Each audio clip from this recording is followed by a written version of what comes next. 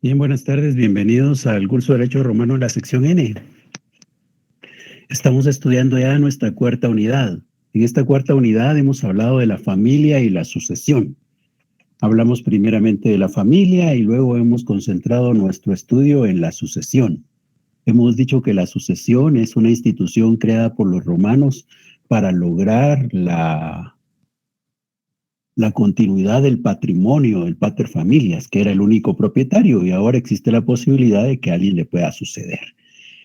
Para eso vimos que existen regulaciones distintas, tanto en el ius civile como en el ius honorarium, ¿verdad? Entonces, hablamos que en el ius civile, ¿cuáles son las dos formas de sucesión que pueden darse?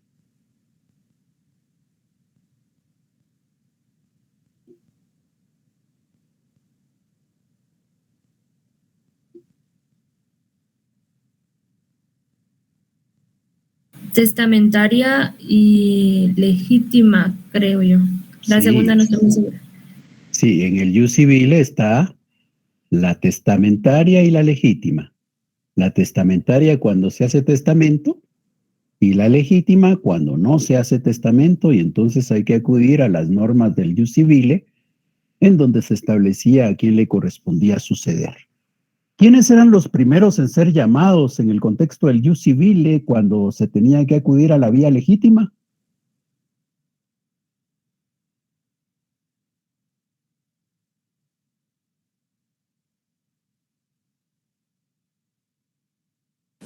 Los de la primera fiat que dependían de él, podría ser el hijo o alguien que dependía de él.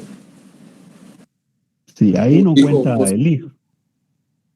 Ahí no cuenta el vínculo consanguíneo, ¿verdad? Así que eso de hijo no era lo determinante, sino, como decía al principio el compañero, los que están en la primera línea después del pater familias, los que están en la primera fila de poder, los que siguen en la estructura de poder después del pater familias, ellos son los primeros en ser llamados a suceder. Que pueden ser hijos o no pueden ser hijos, porque eso no es lo importante, ¿verdad? Lo importante es que estén dependiendo de él. Muy bien. Eso era en el ius civile. Entonces, repitiendo, en el ius civile dijimos que habían dos vías, una era la testamentaria, la otra la legítima, y en la legítima los primeros en ser llamados eran los que seguían en el orden o el mando al pater familias. Bien, ahora hablemos del ius honorarium. Allá donde el ius civile no llegó, pues lo que quedó fue normar a través del ius honorarium, aquellas normas creadas por los magistrados. En el contexto del ius honorarium, ¿cuáles eran las vías para poder suceder? Tenían que ser vínculos consanguíneos. Pero las vías de sucesión. ¿Con tabla o sin tabla? Son tres, ¿verdad? Y contra tabla, sí. Sine tabulus, secundum tabulus y contra tabulus. Eso de las tábulas es la tabla, ¿verdad? La tabla que habían hecho en donde expresaban su última voluntad. Entonces, como decían, puede ser sin tabla, que es el sinónimo de sin testamento, o sea, legítima. Puede ser según la tabla, que sería lo que corresponde en el ius civile, la testamentaria. Y la contra tabulos, que también podríamos decir que es equivalente a la legítima, ¿verdad? Hay tres opciones ahí. Con tabla, primero sin tabla, según la tabla o contra la tabla. Tres opciones. Muy bien. Si no celebró su tablita en donde expresó su última voluntad el causante, entonces, ¿quiénes eran los primeros en ser llamados en el contexto de ese ius honorarium?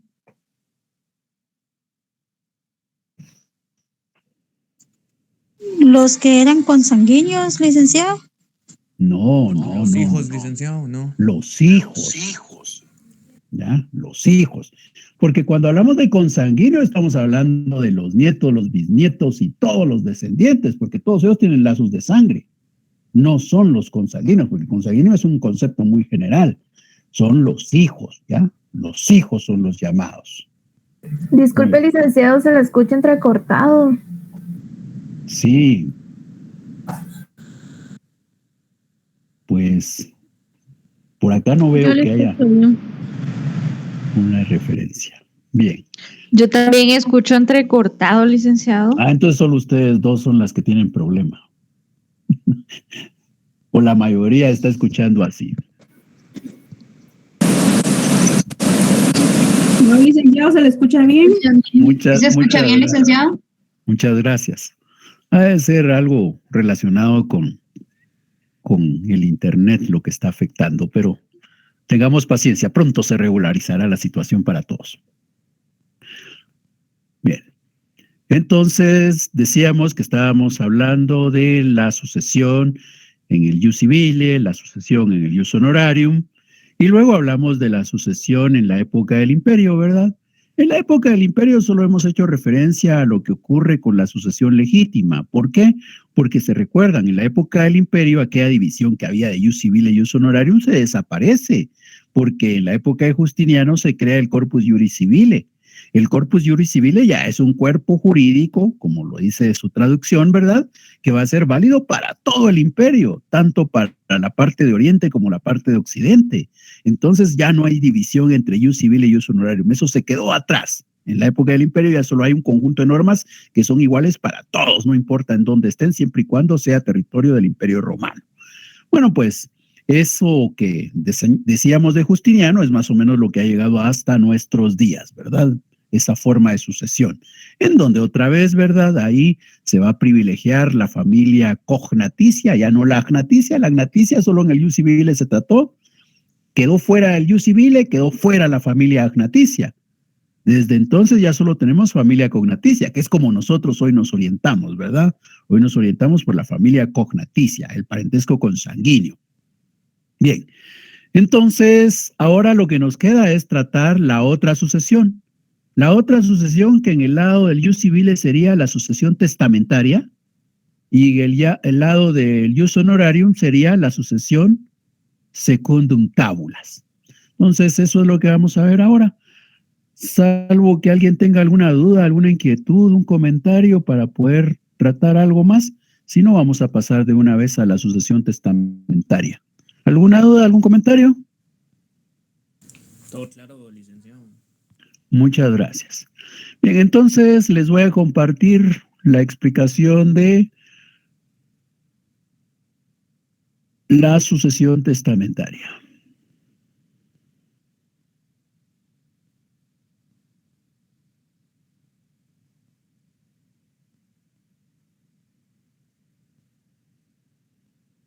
Vamos a hablar de la sucesión testamentaria en Roma.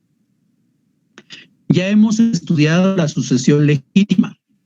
No existía para una persona la posibilidad de que le sucedieran tanto de manera legítima como de manera testamentaria. Solo existía una vía de sucesión, o era legítima o era testamentaria. Alguien podría estar preocupado, ¿qué ocurre si el que ha celebrado testamento adquiere posteriormente bienes y estos no los había incluido en su testamento? ¿No será que ahí tendríamos una sucesión testamentaria y luego una legítima con aquellos bienes que no fueron en su momento considerados? No. En todo caso, esos bienes que se adquieren posteriormente a la celebración del testamento vienen a incrementar, a hacer crecer la porción que le corresponderá a cada uno de los herederos instituidos en el testamento. Solo se le puede suceder a una persona o en la vía testamentaria o en la vía legítima. Esa es la regla general en el derecho romano.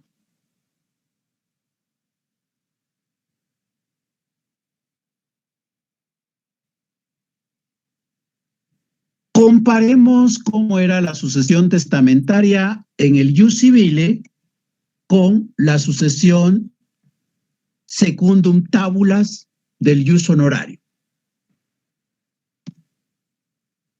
En el ius civile se habló de testamento. Este testamento históricamente tomó varias formas.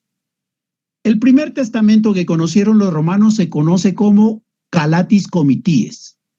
¿En qué consistía el testamento Calatis Comities?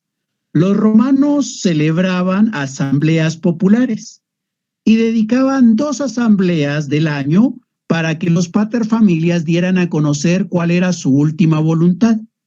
Ese testamento que se celebraba en presencia de todos los paterfamilias en una asamblea popular es el que se conoce como Calatis Comitiis. Otro testamento que existió es el In Prosintuo.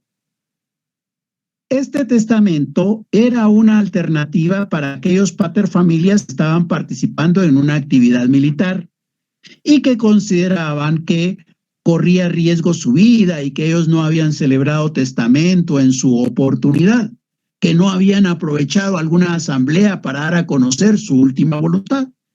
En ese contexto, entonces lo que queda es que este paterfamilias dé a conocer su última voluntad en frente del ejército.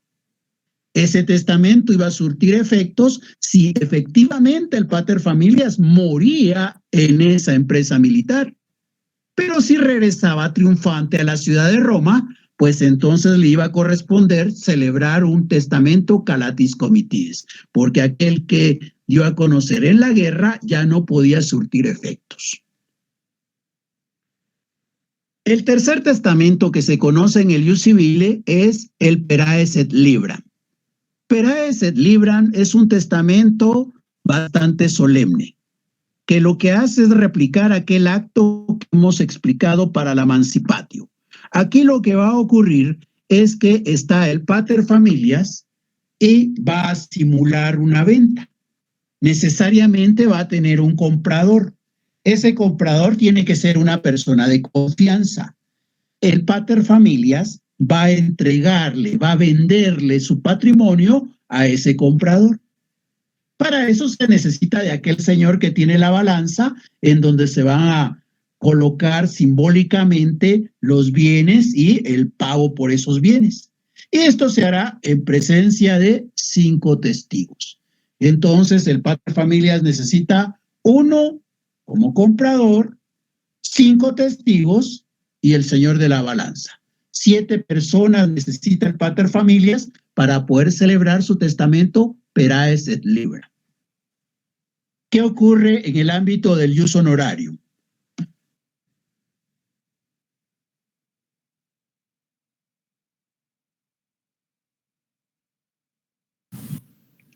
Bien, ¿alguna duda?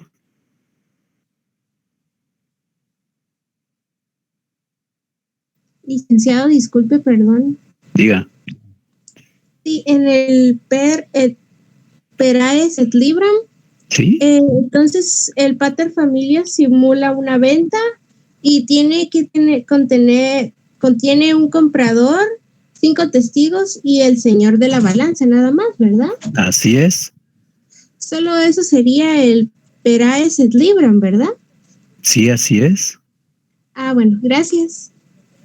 Sí, nos damos cuenta, ¿verdad?, de la diferencia entre el Calatis Comitiis y el Peraes et Libram. En el Calatis Comitiis se da a conocer la voluntad del paterfamilia en frente de todos los demás paterfamilias de la ciudad de Roma. Esto es en la ciudad, se recuerdan que estamos en el Ius Civile. Entonces se celebra la asamblea y el paterfamilias va a decir, aprovecho esta asamblea para decir cómo quiero que se distribuyan mis bienes para después de mi muerte. Y da a conocer qué es lo que él espera que ocurra. Ahora ya no, ahora ya en el Peraes et Libram ya no hay tanta concurrencia. Poco a poco vamos disminuyendo la cantidad de personas, ¿se dan cuenta? En el caso del ejército, cuando aquel andaba en la guerra y no había celebrado, pues enfrente del ejército dará a conocer su voluntad. Ya en el último, en el Peraes et Libram, no. Ahí ya solo hay 5 testigos. 5 testigos. Y lo que hacen es simular la venta. Obviamente, le voy a dejar los bienes a una persona que después se va a encargar de entregárselos a las personas que yo considere conveniente. Corro el riesgo, ¿verdad? Por eso tiene que ser una persona de confianza, porque yo corro el riesgo de que se los venda a alguien y ese alguien después ya no se los quiera dar a las personas que yo esperaba se les entregaran después de mi muerte. Pero es por eso que está la presencia de los 5 testigos y es por eso que se tiene que elegir a una persona de confianza. Entonces vemos cómo se ha ido disminuyendo. Por eso están los numeritos ahí abajo, el 1, el 5 y el 1, en donde 1 es el comprador, 5 los testigos y 1 es el señor de la balanza. Son 7 personas las que están enfrente de aquel que está dando a conocer su última voluntad. El que compra, el que tiene la balanza y los 5 testigos.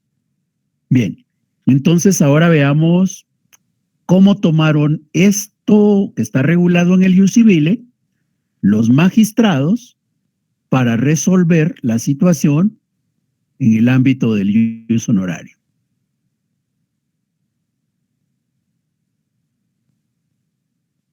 Los magistrados pretores crearon un testamento pretorial al que se le conoce como tábulas. ¿Qué se necesitaba para poder dar a conocer la última voluntad en una tábula? Aquí lo que se necesitaba era 7 testigos.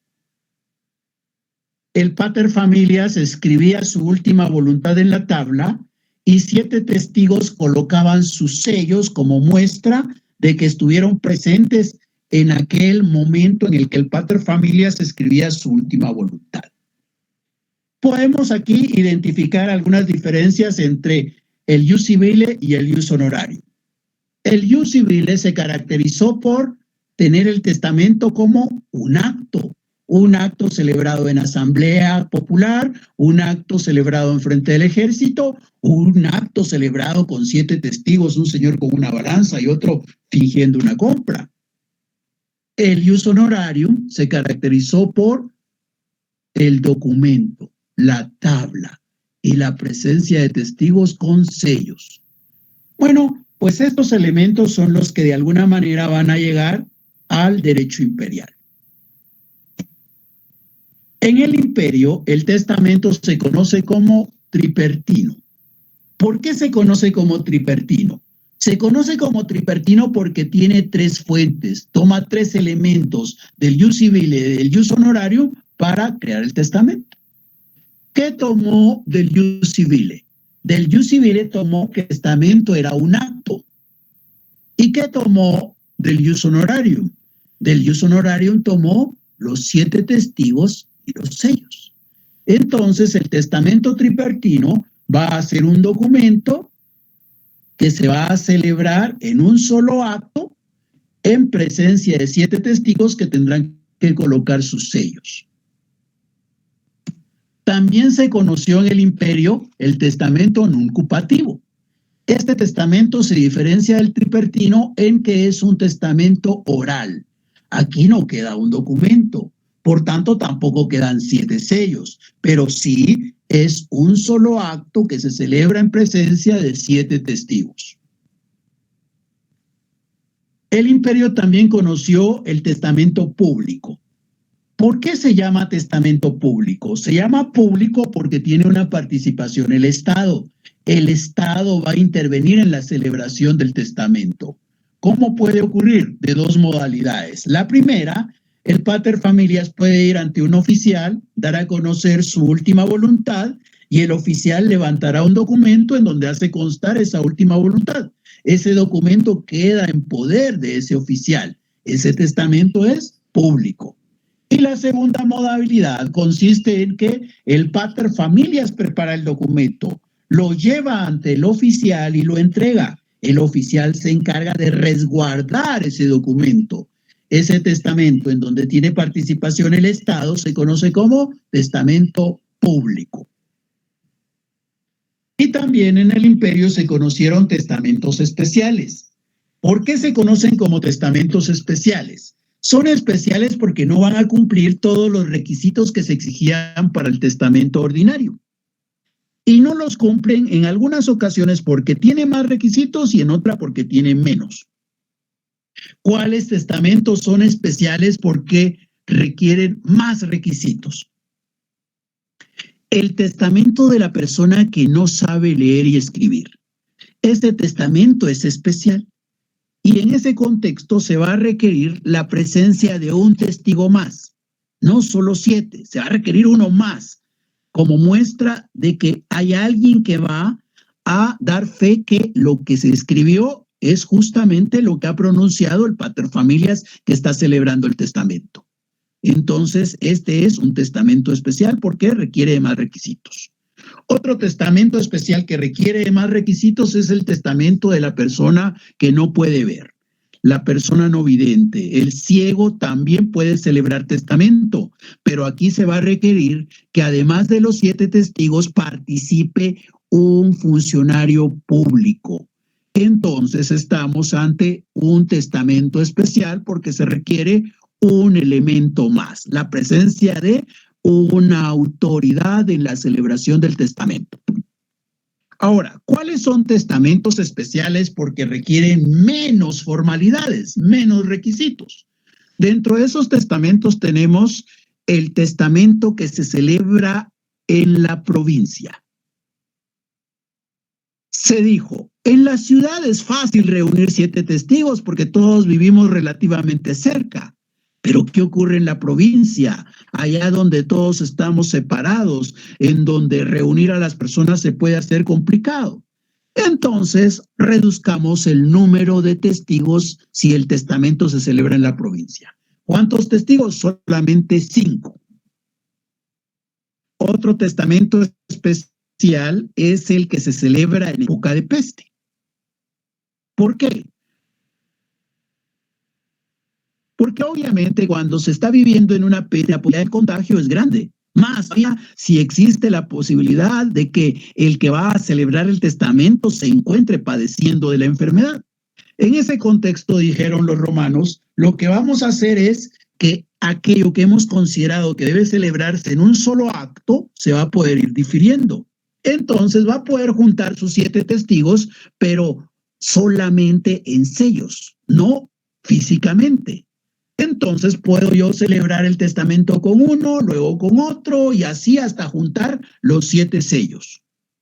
Pero ya no será en un solo acto. Otro testamento especial es aquel en el que el pater familias piensa instituir como herederos únicamente a sus hijos. Si el patrimonio exclusivamente entre los hijos del pater familias, con 2 testigos basta. Otro testamento especial, porque requiere menos requisitos, va a ser el testamento militar. Porque este testamento va a carecer de requisitos. No se van a exigir formalidades. Bien. ¿Alguna duda?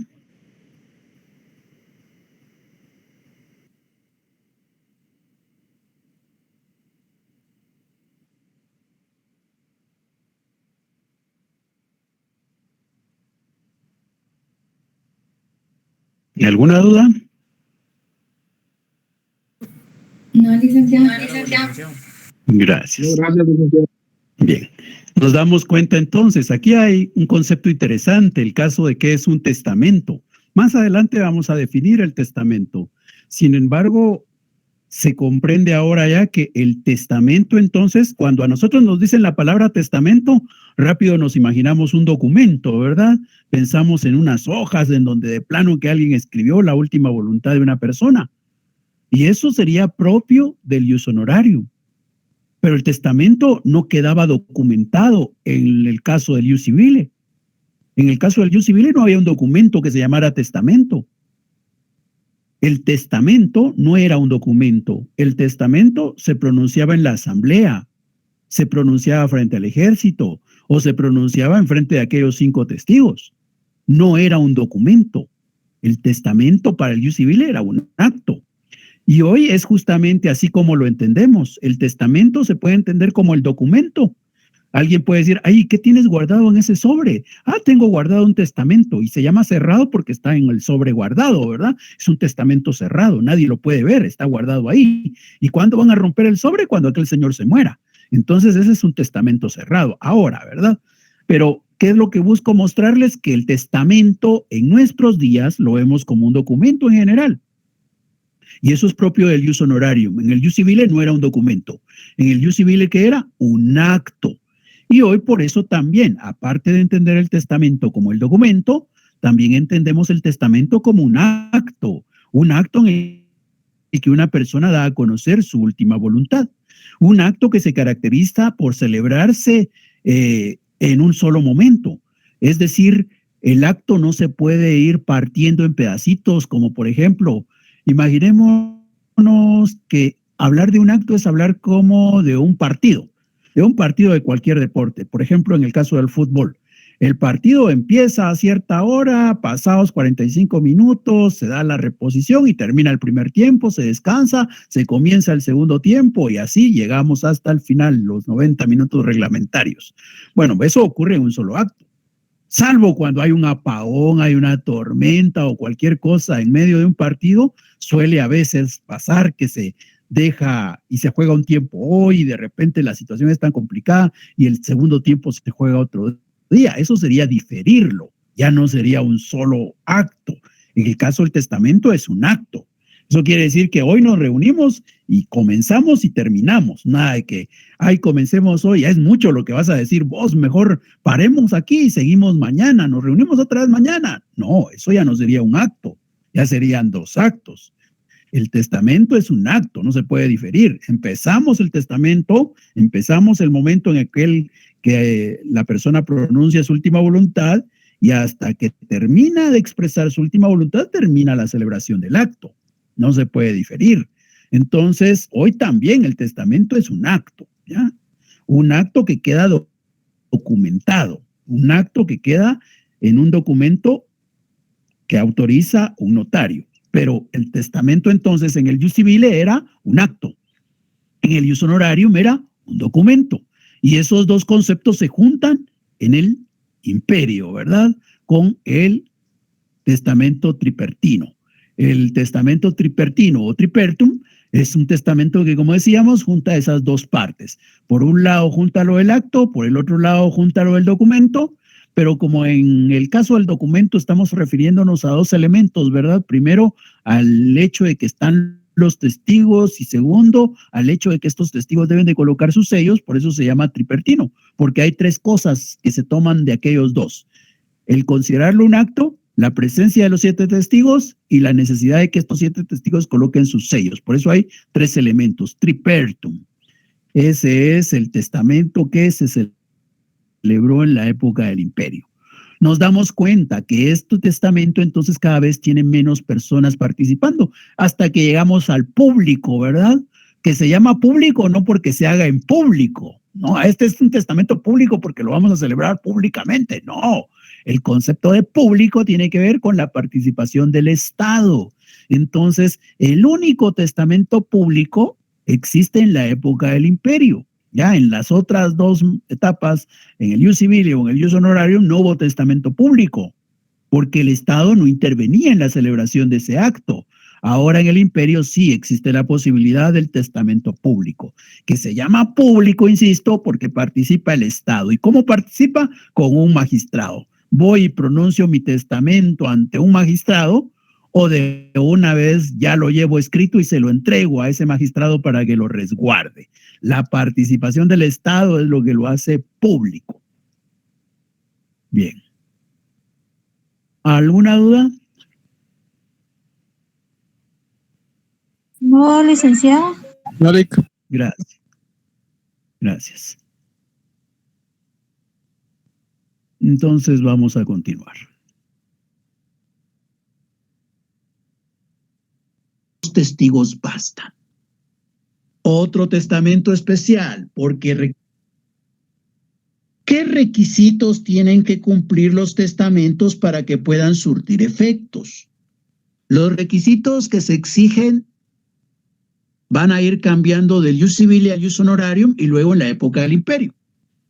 En el ius civile, para que el testamento surtiera efectos, era menester que el pater familias, al celebrar su testamento, desheredara, si es que esa era su voluntad, expresamente a los suyos. Es decir, en el ius civile, el pater familias, si está considerando la posibilidad de dejarle el patrimonio a personas que no dependen directamente de él, o solamente a algunos y no a todos los que dependen de él directamente, entonces a aquellos que él no quiere dejarles el patrimonio, tiene que desheredarlos expresamente. Si el paterfamilias omite a alguno, ese testamento no cumple con las formalidades y por tanto no se va a atender. El testamento debe incluir expresamente a quienes espera él desheredar. En el caso de los varones tendrá que enumerarlos, tendrá que listar sus nombres. En el caso de las mujeres puede hacerlo de manera general. ¿Qué ocurre en el ius honorarium? En el ius honorarium también ocurre una situación similar. Tendrá que desheredar expresamente, si así es que lo quiere, a sus descendientes directos, a los que serían los liberti. Si él olvida desheredar a alguno expresamente y su voluntad es entregarle el patrimonio a alguien más, ese testamento no va a surtir efectos. El hijo póstumo, en ambos casos, tanto en el ius civile como en el ius honorarium, dejaba sin efectos el testamento. ¿Por qué? Porque es obvio que ese padre no sabe que van a ser un hijo cuando celebra el testamento. Como él no sabe que van a ser un hijo, no lo puede desheredar expresamente. Por tanto, al no desheredarlo expresamente, hace que el testamento no pueda surtir efectos, porque ahí hay alguien que tiene derecho a heredar, pero que no ha sido desheredado. Entonces, ni es heredero, ni es desheredado. Entonces, el testamento no puede surtir efectos, tanto en el ius civile como en el ius honorario. ¿Qué ocurre en la época del imperio? En la época del imperio persiste el criterio de que deben de ser desheredados expresamente aquellos que son los descendientes directos del paterfamilias y que él no tiene la voluntad de dejarles el patrimonio. Pero también hay una condición más, y esa condición más es que existe el officium pietatis. ¿En qué consiste el officium pietatis? El paterfamilias, en el marco del ius civile y del ius honorarium, podía decidir libremente sobre su patrimonio. Y en ese contexto, si desheredaba expresamente a todos los que eran los suyos o los liberti, entonces el patrimonio podía ir en un 100% a otra persona. Consecuentemente, su familia se quedaba asignada después de la muerte del paterfamilias. En ese contexto vinieron en la época del imperio y dijeron, no, hay que apoyar a la familia. La familia no puede quedar desamparada. Y así es como surge el officium pietatis. Es un oficio que debe de cumplir el padre. Y ese oficio consiste en tener que dejar una porción de su patrimonio a los descendientes directos. ¿Y cuánto de su patrimonio tiene que dejarle a sus descendientes directos? Bueno, pues en un principio se dijo la cuarta parte. Ya en la época de Justiniano se dijo, no, la tercera parte. Si es que son 4 o menos, pero si son más, tiene que dejar la mitad del patrimonio para que se distribuya entre los descendientes directos. El resto puede dárselo a quien quiera, pero esa porción por ley debe quedar en los descendientes directos. Ese es el officium pietatis. Ahora, desheredar, pues igual puede desheredar, pero ahora cuando desherede, tendrá que decir los motivos por los cuales deshereda. Y si la causa que él está considerando no está reconocida en el derecho, no vale lo que él ha desheredado. El testamento no surtiría efectos. Entonces, ahora él tiene que desheredar solamente si se da una causal. ¿Y cuáles serán causales? Bueno, pues serán causales que alguien hubiera pedido, por ejemplo, rescate por el paterfamilias y esta persona se hubiese opuesto a entregar el rescate. Pues este podía ser desheredado. Si alguien había cometido adulterio con la esposa del paterfamilias, también podía ser desheredado. Si alguien había atentado en contra de la vida del paterfamilias, podía ser desheredado. Las causas para desheredar ahora están prácticamente listadas en el derecho romano y solamente si la persona incurre en una de esas causales puede ser desheredado, si no, no puede ser desheredado. Entonces ahora hay más requisitos que deben de cumplirse. Debe cumplirse el officium pietatis y debe cumplirse con que hayan causales de desheredación. Ahora, ¿qué ocurre si no se cumple? Pues el testamento no surte efectos. Un testamento inoficioso es un testamento en que no se cumplió con el officium pietatis y por tanto no surte efectos.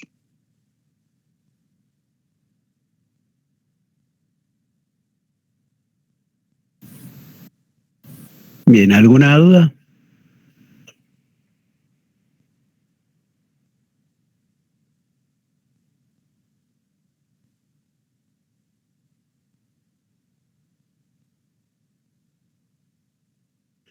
Bien, si no hay dudas, licenciado, gracias.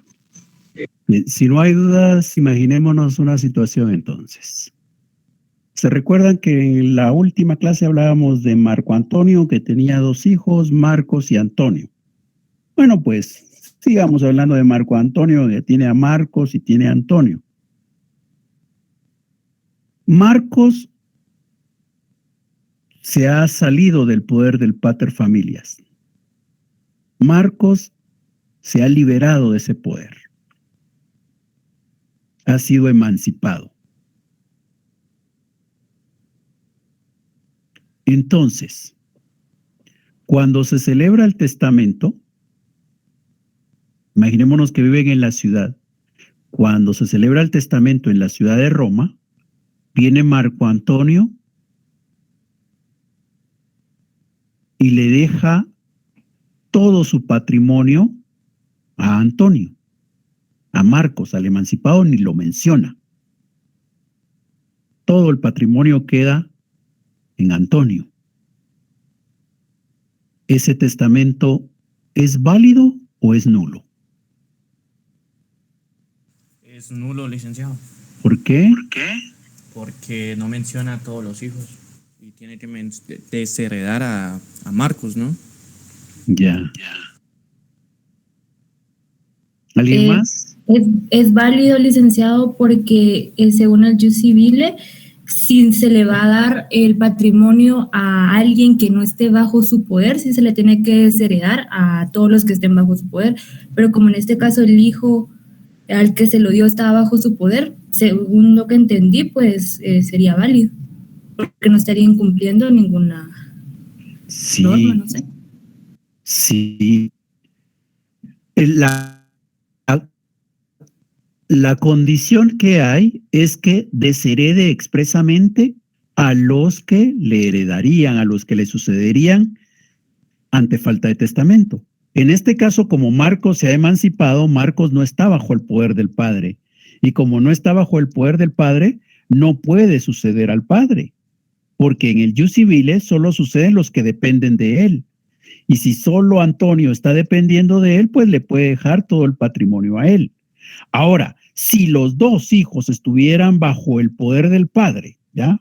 Los 2 hijos bajo el poder del padre, y viene el padre y le deja todo el patrimonio a Antonio, y no hace mención de Marcos, entonces ese testamento sí sería nulo.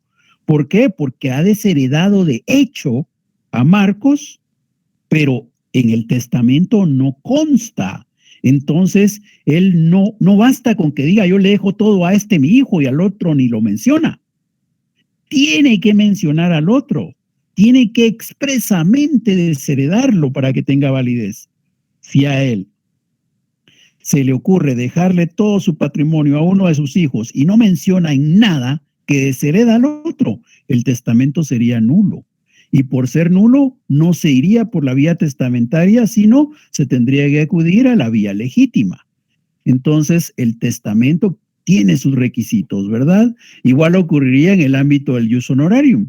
En el ámbito del jus honorarium, aunque Marcos ande tranquilamente por otro lado porque se ha emancipado del padre, este padre tiene que considerar a Marcos cuando hace su testamento, ya sea para instituirlo como heredero o para desheredarlo.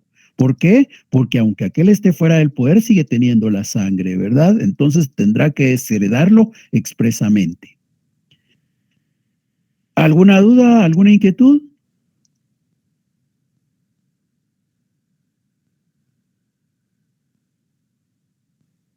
No, licenciado. Gracias. Ahora imaginémonos que estamos en la época del imperio. Siempre está Marco Antonio, sus hijos Marcos, Antonio, pero resulta que Marco Antonio dice, yo he cuidado muy bien a estos dos muchachos, les he dado todo lo que han querido durante su vida.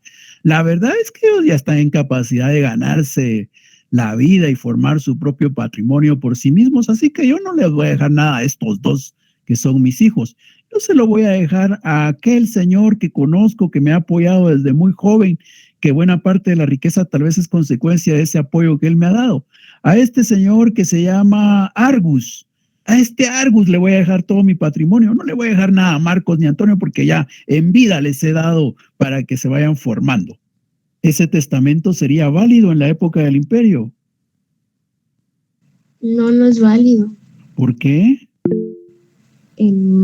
Porque, ¿cómo se llama? Se le tenía que heredar a la familia. O sea, tenía que heredársele a la familia.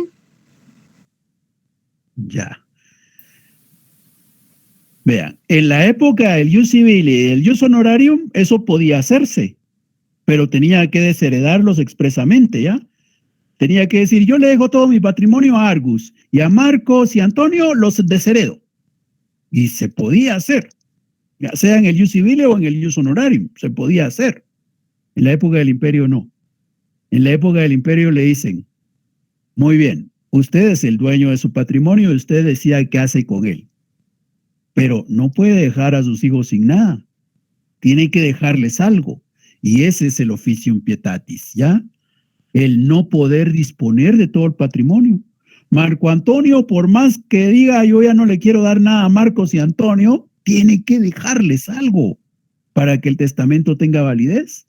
¿Y cuánto tiene que dejarles? Depende del momento en el que estemos, ¿verdad? Pero puede ser un cuarto, un tercio en la época de Justiniano. Es decir, de todo su patrimonio, la tercera parte se las tiene que dejar a Marcos y Antonio. Las otras, ¿qué? Las otras 2/3 partes, puede hacer lo que quiera con ellas, pero ya no es libre para disponer de todo el patrimonio. Nos damos cuenta, ¿a quién se está protegiendo ahí? A la familia, a los hijos. ¿Por qué? Porque el padre ya no es libre para decir a quién dejarle todo el patrimonio. Tiene la obligación de dejarle la tercera parte a los hijos. ¿Alguna duda? No, licenciado, gracias. Bien. Bueno, si no hay dudas, entonces nos quedamos acá con lo que hemos estado estudiando de la sucesión testamentaria, que no quiere decir que ha concluido, todavía faltan algunos temas más que estudiar. Estos los vamos a ver en la próxima clase, el próximo jueves. Entonces, muchas gracias por su atención y estamos nuevamente en clases el jueves. La tarea número 5 de zona, la actividad 5 de zona, todavía no la vamos a hacer. Va a estar disponible ahí para unos días antes del examen. ¿Por qué? Porque van a hacer preguntas relacionadas con esos temas que vamos a evaluar, no con esto de la familia ni de la herencia. Va a ser relacionado con los derechos reales y el proceso judicial en Roma. Esas preguntas se las voy a dejar disponibles ahí 2 días, incluyendo el día del examen. Entonces, por ahora, esperemos hasta ese entonces. Les agradezco la atención y estamos nuevamente el jueves. Feliz tarde. Gracias. Feliz tarde, licenciado. Feliz tarde, licenciado. Feliz tarde, licenciado. Gracias por la clase. Igualmente, gracias. Feliz tarde, licenciado. Feliz tarde. Feliz tarde, Lic. Para servirle.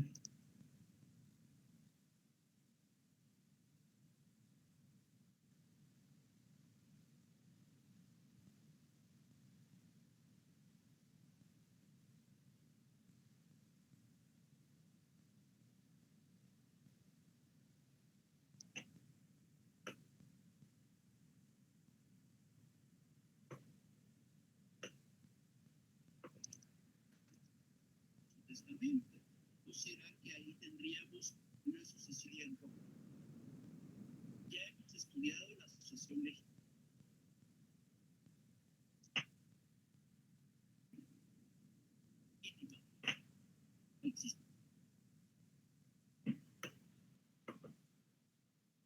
Bienvenidos. Hoy vamos a hablar de la sucesión testamentaria en Roma.